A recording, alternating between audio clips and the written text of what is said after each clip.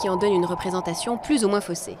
Contrairement à l'image véhiculée par les séries, les salariés de l'Institut national de police scientifique en France sont des scientifiques, pas des policiers. Aucun d'entre eux ne sort du laboratoire pour trouver un coupable et l'interpeller. Quant aux expertises, elles prennent dans la vie beaucoup plus de temps qu'à la télévision.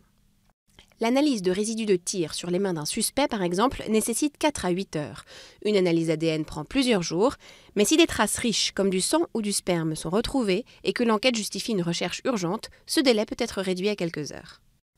Les techniques montrées dans les séries, bain, microscope ultra grossissant pour connaître les composants exacts d'une matière, sont proches de la réalité.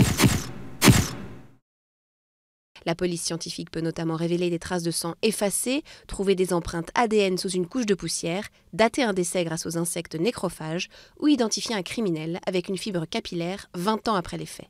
Pour analyser les empreintes digitales, les scientifiques travaillent dans la même atmosphère tamisée que celle qui baigne les experts. En revanche, pour les analyses ADN, les vrais laboratoires fonctionnent en lumière naturelle.